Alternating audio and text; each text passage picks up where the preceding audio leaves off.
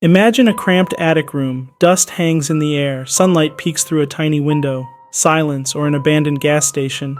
Pumps stand like sentinels, no cars, no people, just the hum of a flickering sign. These spaces breathe liminality. They evoke a feeling of eerie suspense, not because they're particularly horrifying, but because they exist in a state of in-betweenness, a pause in the narrative of daily life. Technically speaking, these spaces lack the stimuli our brains are wired to respond to, resulting in a heightened sense of awareness and, for some, an unsettling feeling of anticipation. In the realm of the uncharted and uncomfortably unknown, liminal spaces reside, a concept so intriguingly complex yet simplified by the Latin root limen, meaning threshold. It's where we teeter on the edge of change, a no-man's land between the familiar past and the ambiguous future. This essay, laced with a tinge of dark humor, dives into the essence of liminal spaces, both in the physical realm and the vast landscapes of our minds. But let's delve deeper, past the tangible and into the nebulous realms of our emotional and metaphorical transitions. Ever felt like you're not quite a child, but not fully an adult? Congratulations, you've been a resident in the liminal space of adolescence, a time so rife with confusion that it makes Kafka's Metamorphosis look like a straightforward tale of insect life. Life? It's a fleeting cameo in the grand timeline. We pop up, stick around briefly, then exit stage left. The planet's been around for billions of years. Us? Just a blip. Perspective, right? Think about it. Earth, with its ancient resume, sees us as newcomers. Dinosaurs ruled, feeling all high and mighty, till a cosmic pebble said, "Think again." They had their liminal moment, then poof, history. Now humans, we're confident, building our world, thinking we're the endgame. Then technology, our own creation, might pull a Terminator move. No Arnold catchphrases, just a cold digital game over. Irony much? Trees outlive us by centuries. Ever ponder why? They stand still, witnessing eras, while we hustle through our short scripts. Trees got the long game figured out. Our ancestors, rodents? If so, hats off to our rat grandpas. From tiny critters to thinking beings, what a journey. Thanks, evolution, for the wild ride. This whole existence? It's a liminal space, a corridor in the cosmos. We're just passing through, from the unknown to the unknown. Our stay here, sandwiched between vast stretches of time, makes our lives a unique form of liminality. Everything from our individual lives to humanity's collective history is transient. We're tenants on Earth, leasing space in the universe. And this lease doesn't come with a renewal option. Our achievements, societies, even our planet are temporary.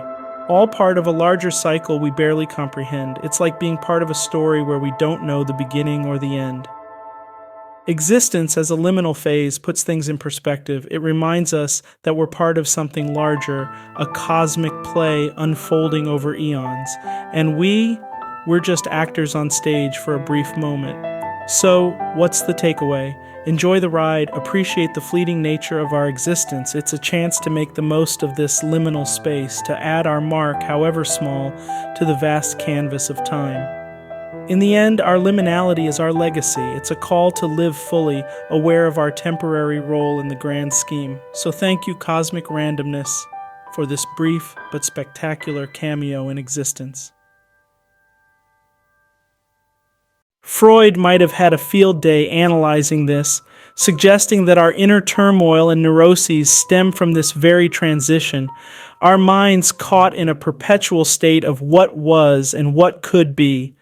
Liminal spaces transform society and culture. Think early internet. It hovered at a communication revolution. This time was pure uncertainty, bridging old habits to new dreams. Such shifts, thrilling yet daunting, led us into the digital era. Promises of progress met reality, introducing us to internet trolls. This period showed how transitions can drive collective change, blending anticipation with the challenge of adapting to new digital landscapes. Dealing with liminal spaces isn't just for kicks, it shows our grit. There's a twisted humor in facing change, knowing you're stepping into the void, yet frozen by life's oddity. It's like being in a horror flick, about to open that ominous basement door. You internally yell, "Don't do it," but admit it, you're dying to see what lurks beyond. This mix of dread and curiosity underlines our dance with the unknown, proving our strange blend of caution and boldness. The heart of liminal spaces? Embracing the unknown. Our world loves endpoints, but liminal zones teach us it's the journey that changes us.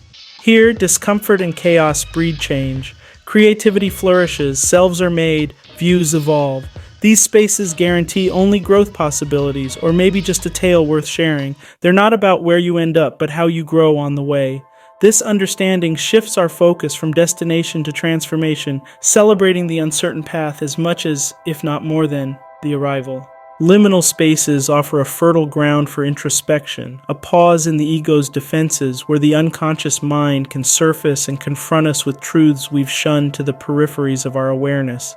It's a confrontation with the shadow self, a concept Jung would argue is essential for achieving individuation, the process of integrating these disparate parts of our psyche to become whole. Yet, the beauty of liminal spaces lies not just in their capacity for introspection, but in their universal applicability. They are the silent witnesses to our lives, present in the transitions we often overlook, the pause between breaths, the moment before decision, the space between words. They remind us that life is not a series of checkpoints, but a continuum of thresholds, each offering the possibility of renewal. In embracing the discomfort of these thresholds, we find a peculiar form of liberation. The liminal space, with its inherent uncertainty, forces us to confront our fears, to sit with them until they no longer have power over us. This is not a journey for the faint of heart, but for those willing to explore the depths of their psyche and the heights of their potential. Diving into the twisted, eye-buttoned world of Coraline, we're not just talking about a kiddie horror flick, we're neck-deep in the liminality of childhood itself. Here's the skinny. Coraline Jones, our blue-haired protagonist, straddles the thin, creepy line between the mundanity of her real life and the sinister allure of the other world. This isn't just a liminal space, it's a neon sign flashing the dangers and seductions of craving the more that's always just out of reach. Imagine, if you will, standing at the edge of your own personal other world. Sounds tempting, right? But here's the catch. What lies beyond is crafted by an other mother who's all too eager to sew buttons into your eyes.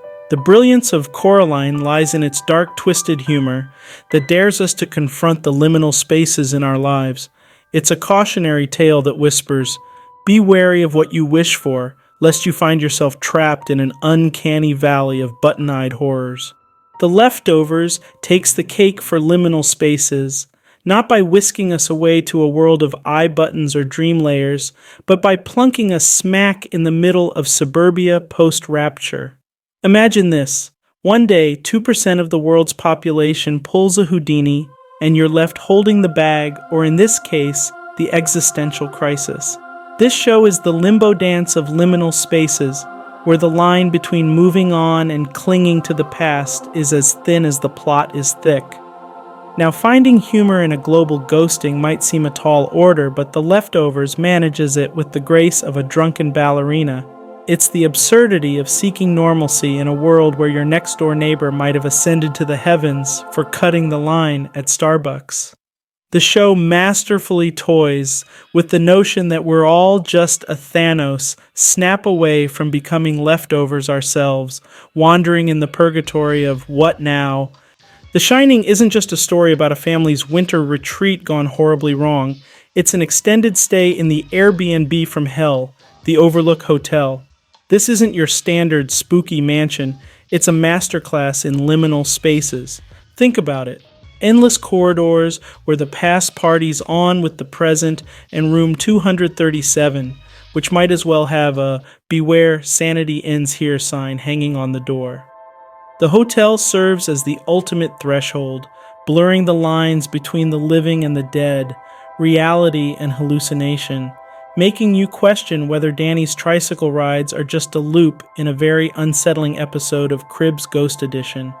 It's where Jack Torrance's sanity checks out early, leaving him to navigate a maze, literally and figuratively, of his own making. What The Shining tells us, with a dark chuckle and a raised eyebrow, is that liminal spaces are not just physical locations, but mental states. The hotel, with its haunted hospitality, invites us to consider the precipice of our own minds. So next time you feel a bit isolated or start talking to a bartender no one else can see, maybe check out of your mental overlook hotel, or at least steer clear of the hedge maze. Navigating through life's liminal spaces, we often find ourselves in the eye of the storm, where an eerie calm prevails, leaving us to ponder Jules Renard's amusing wisdom. It's in these moments of unsettling tranquility that we're reminded, almost mockingly, of life's penchant for irony. Everything's going well? How quaint.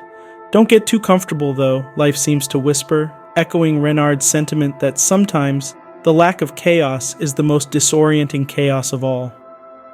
Margaret Atwood takes this unsettling calm and turns the dial up to existential, likening major life changes to death itself, a comparison that's both morbidly humorous and uncomfortably appropriate.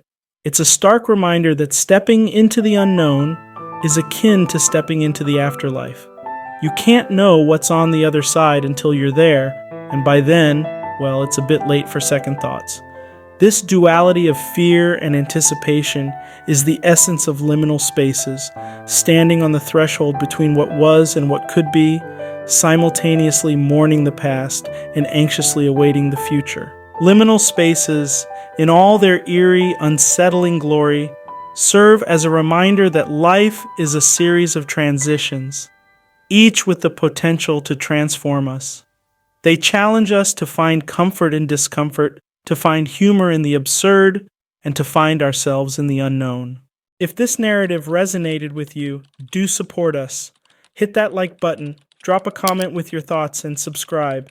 Thank you for staying with us to the end. See you in the next video on Plaid Chronicles.